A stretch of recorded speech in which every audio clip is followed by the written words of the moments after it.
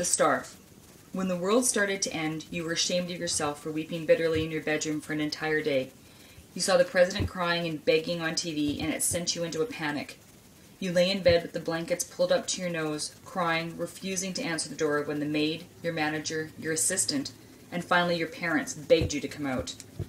After 24 hours, your father took the door off its hinges and dragged you down the stairs into your sunken living room with the white carpet and leather couches.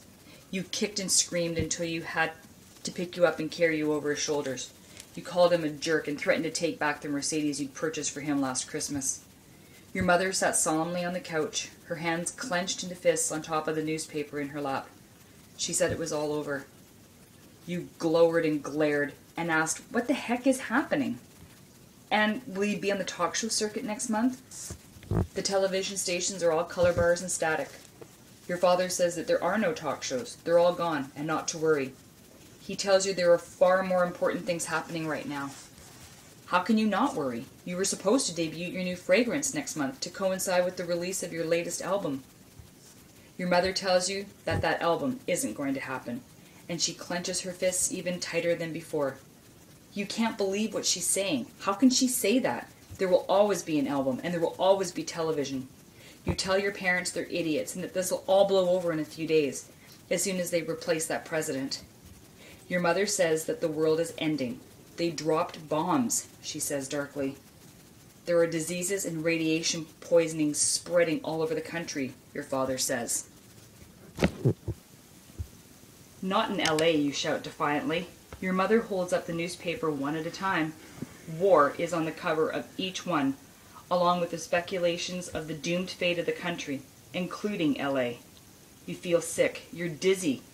You want to know that you did what you did to deserve this, and how anyone could possibly do such a thing before you had a chance to accomplish the things that mean so much to you.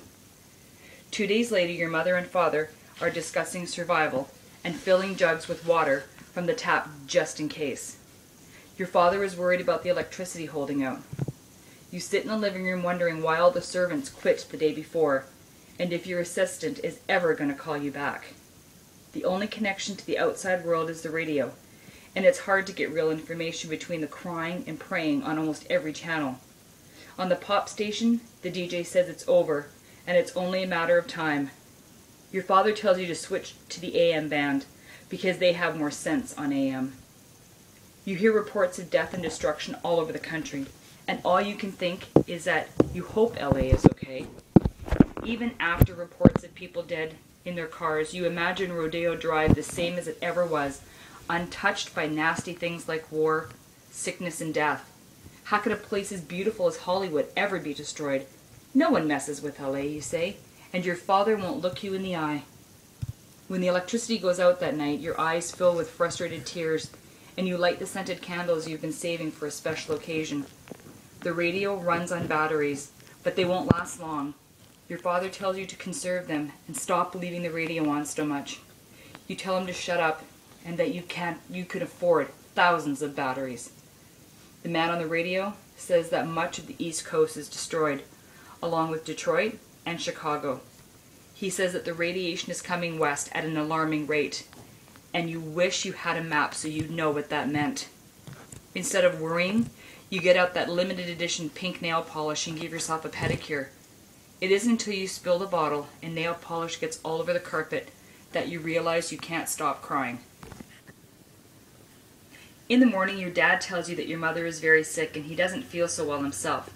You roll your eyes and tell him to take some Pepto, but on the inside you can't deal with the possibility of them dying and leaving you alone. So you go back to your room and sit in front of the window.